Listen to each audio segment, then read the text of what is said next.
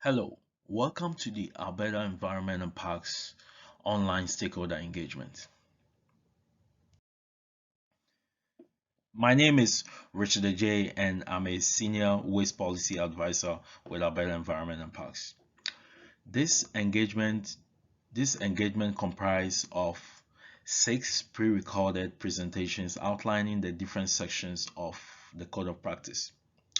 It also has a frequently asked questions document under the document section of this engagement landing page.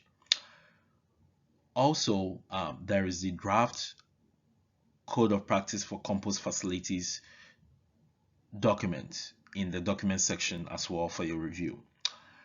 In addition, we also have the acceptable feedstock list for compost facilities. And finally, there is the online survey to collect stakeholder feedback. In part one of the 6-part presentation, I'll be presenting on an overview of Alberta's compost regulatory framework. I'll also discuss the scope of the draft code of practice and the differences between the draft code and the existing code. In part two of the 6-part presentation, I'll be presenting on the application requirements for Class 1 and Class 2 facilities and also pilot projects. In part 3, Carol Nelson will be presenting on construction specifications section of the code. In part 4, I'll be presenting on the facility operations of the code. In part 5, I'll be presenting on the environmental monitoring standards section of the code. Finally, Carol Nelson will be presenting on the remaining sections of the code that deals with reporting, record keeping, and final closure. If you have any questions, comments, concerns on about this presentation or any of the other presentations, please feel free to check out our frequently asked questions document under the document section of this web page. You can also submit your questions anytime at aep.wasteregulation@gov.ab.ca. You can also find the contact information at the bottom of each slide at the footer section.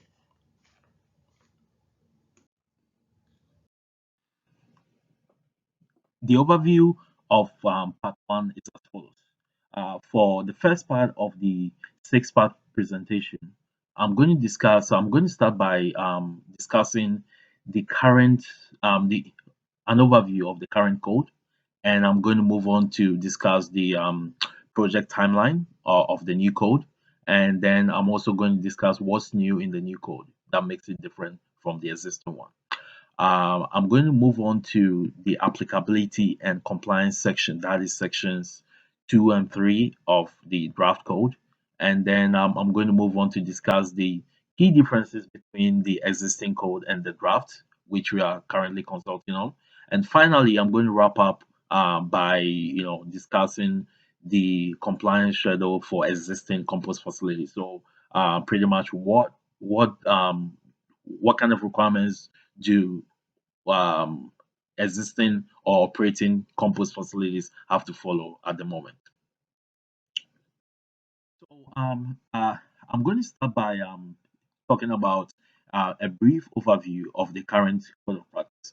So basically, the current code of practice was created or was published in 1996, and it mainly outlines the minimum requirement for design, construction, operation, and reclamation of Class 1 compost facilities that process less than 20,000 tons of feedstock per year. In the current code, there is no requirements for class 2 compost facilities to follow. That is compost facilities that process less than 20,000 tons of feedstock. Mainly, the feedstock that these facilities can accept are mainly vegetative matter or manure.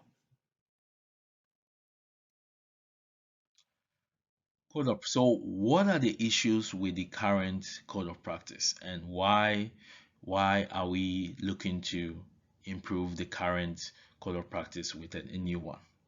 So some of the key issues with the current code of practice include the code of practice itself is outdated because the code was drafted and came into force in 1996, which is a long time ago. So some of the key problems with it is that it's outdated and it lacks well-defined feedstock lists. That means like what kind of feedstocks should compost facilities accept. It doesn't have that clear definition. Also, it does not meet modern compost industry standards. It lacks clear operating requirements for effective environmental protection and mitigation of offensive odors. It also has the groundwater monitoring requirement is outdated, and it has inadequate monitoring, reporting, record keeping, and final closure or reclamation requirements. Also, it has no requirements for class 2 compost facilities to follow. So what is the timeline for this project? So the timeline is as follows. It shows it is being showed here in this infographic. So mainly the first draft was completed in spring of this year, and we are currently doing the targeted stakeholder engagement with the compost industry and compost stakeholders. That is going to be done in actually going on right now in summer 2020. The second draft, after receiving feedback from stakeholders, we are going to incorporate those feedback and put together a second draft. So the second draft will be put together by urban environment staff and our legal team to put together a second draft. So the second draft, so the engagement process is going to be mainly, the first engagement process is going to be a 1 month period, 4 week period for review and comment time. So after that, we're going to use that information to put together a second draft. The second draft again is published, and we go through a second round of engagement to get additional feedback on the second draft. Once we get that additional feedback, we'll go ahead and publish the code, and we looking to get the second engagement underway in fall of this year, and also complete the implementation process by the end of this year. That's application of the new code by the end of this year or early next year. That's 2021. So what is new in the new code of practice, or the draft code of practice? So now that we know what the problems are with the existing code, let us go through the main the new things that are in the draft code of practice. So as an overview of the key components of the new code include the draft code, or the code of practice. The new code of practice builds on the standards for compost facilities, which was published in 2007. So the standards for compost facilities was a document that was put together by Urban Environment and Parks, together with industry, municipal, and industry stakeholders to come up with the draft. Some of the key components of the draft code include modernized facility design plan and specifications. There is also detailed requirements for class 2 compost facilities to follow. It has a well-defined feedstock list, which is published it is going to be published in an acceptable feedstock list document, which is a supplementary document to the code of practice. It also has detailed requirements for odor management and process for responding to other complaints. Further, there is enhanced protection for water quality through a detailed groundwater monitoring requirements specifically for class 1 facilities. So groundwater monitoring is only going to be a requirement for class 1 facilities who are under a registration or who are going to be getting a registration. There is also environmental setback requirements for class 1 and class 2 facilities. In terms of new provisions, there's a new provision for pilot projects to promote innovation and cut red tape. There's also another new provision for vermi composting and dead animal composting requirements. Further, there is more improved and modernized environmental monitoring standards. We also have like harmonization with British Columbia by creating a new provision for qualified professionals to sign off on application documents for class 1 and class 2 compost facilities. There is also harmonization of engineered liner requirements for manual storage with the manual storage requirements under AEOPA. So the main reason of doing this is to make it easy to transition. If a farmer operating under AEOPA composting manure and later on wants to switch to accepting food waste, they can always use the same line and transition into a class 1 compost facility with no issues. Also, there is also a new provision for mandatory reporting for class 1 and class 2 facilities to inform AEP's waste performance measure. So here the only reporting that is going to be reported to AEP is going to be mainly tonnage report. How much waste is being processed at the facility per year, how much of that waste or how much of that organic feedstock was converted to compost, and how much waste was produced and how much was sent to landfill, that kind of information. There's also transitional considerations for compost facilities currently in operation in Alberta under the existing compost regulatory framework. So what is the applicability? Which facilities does the code of practice apply? Like which facilities have to follow the draft code of practice or the new code of practice? So that is covered in section 2 of the code, and it also captures the scope of the new code. So basically, the new code of practice applies to class 1 compost facilities processing less than 20,000 tons of feedstock per year.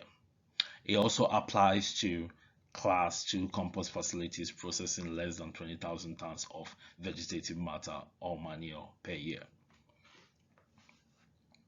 So which facilities are exempt from the code of practice? Facilities exempt from code of practice are class 1 and class 2 compost facilities under an approval, or those who are processing more than 20,000 tons per year. Also, facilities who have like a joint approval under a landfill, who have an approval, have to follow the requirements of the approval and not the new code. Compost facilities that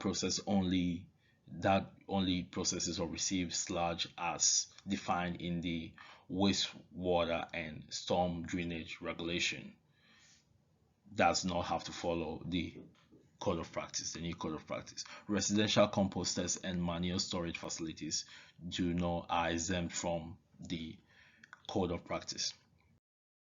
So what are the compliance? So why are class 1 and class 2 compost facilities have to follow the code of practice? The reason is in section 24(2) of the waste control regulation. Class 1 or class 2 compost facilities shall comply with the requirements set out in this code of practice.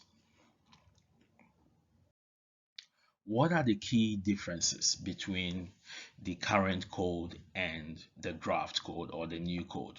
So some of the key differences include the current code only applies, as it's written, only applies to Class 1 compost facilities.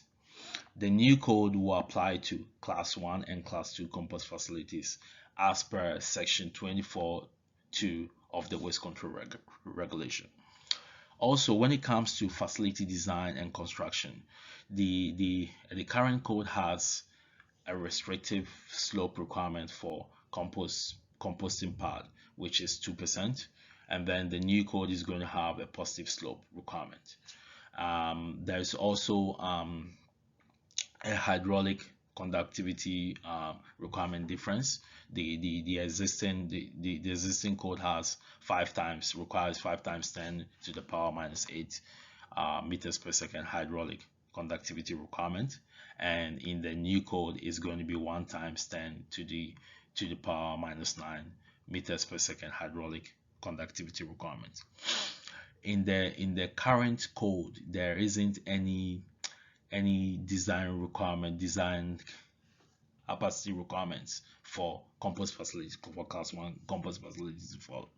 In the new code, there's going to be design capacity declaration for all compost facilities to let us know what is the capacity for the processing areas and storage areas of each individual compost facility. Further, there is the order management section of the current code is outdated and is lax, and in the new code we have put together a detailed requirements for order management, order contingency response plan, and also the process for responding to order complaints. What further differences? There's also the current groundwater monitoring requirements in the current code are outdated and has been enhanced in the new code. So we have enhanced protection for water quality through a more detailed groundwater monitoring requirement and this only applies to Class 1 compost facilities. Detailed groundwater monitoring requirements the environmental monitoring standards and methods described in the current code are old and outdated. In the new code, we present modernized environmental monitoring standards for environmental monitoring standards.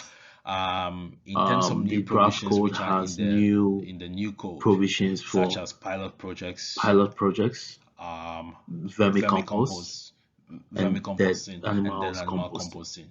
These new provisions are not in the current code. So these are new provisions and new measures, new requirements put in the code. So additional requirements in the new code that are not in the existing code: compost recipe design requirements, windrows and compost pile heights and configuration requirements, finished composting storage requirements, fire prevention and control requirements, and additional environmental setback requirements for water bodies, water well, property line, and groundwater monitoring wells.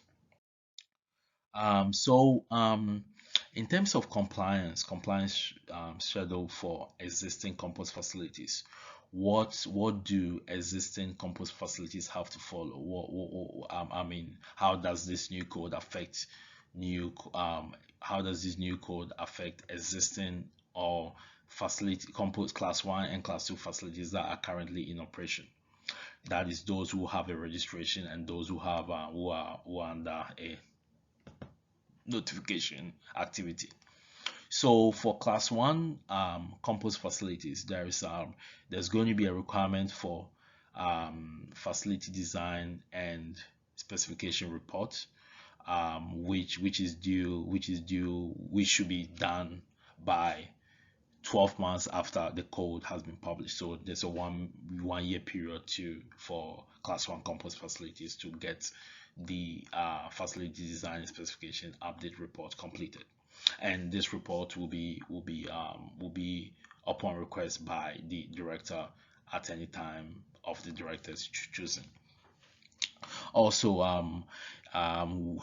with the new code, there's going to be a requirement for updating operation plans for existing compost facilities, and the operation plan requirements can be found in section 5.3 of the draft code.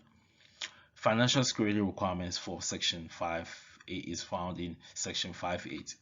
So this requirement is only going to apply to compost facilities who will receive a written notice from the director.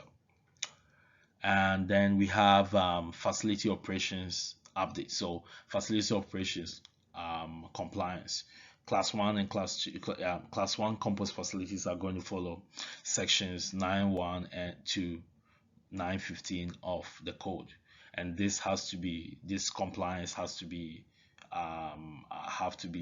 in effect by 12 months after the code is published. Also, there's also requirements for sections 10, 10.1, 10.4, 10.5, and 10.6 of the code, and this class 1 facilities have to come into compliance within 12 months after the publication. Also, groundwater monitoring requirements for facilities who currently have groundwater well. So for such facilities, they have to follow the new code requirements for groundwater monitoring in 12 months. That is 12 months after the code is published. Further, for class 1 compost facilities with no groundwater monitoring well have to follow the requirements of section 5.6, 8.6, 10.2, and 10.3 of the code, and such facilities have to come into compliance within 24 months after the code publication. Reporting and record keeping requirements have to be followed by class 2 facilities, and this can be found in section 11.1 and 11.6 of the code, and this is something that has to be followed within 12 months after the code publication. And then there's final closure requirements have to be followed within 24 months after the code is published. So with regards to what about class 2 compost facilities, what do they have to do? So class 2 compost facilities basically have to update their operation plan, and operation plan requirements can be found in section 5.3 of the code, and this has to be done with 12 months after the publication of the code, that is within a 12-month period. Facility operation requirements in sections 9.1 to 9.15, excluding section 9.13, have to be followed or implemented within 12 months after the publication of the code. Reporting and record keeping, that is section 11.1 to 11.6 of the code, has to be followed in the 12 months, in the 12-month period. And then finally, the final closure requirements, that's 12.1 and 12.2, have to be followed by the class 2 compost facility owners within a 12-month period. Thank you for listening. If you have any questions, please feel free to check out our frequently asked questions document in the document folder, or you can contact us via email at aep.wasteregulation@gov.ab.ca if the FAQ does not answer all your questions. We look forward to receiving your feedback. Thank you.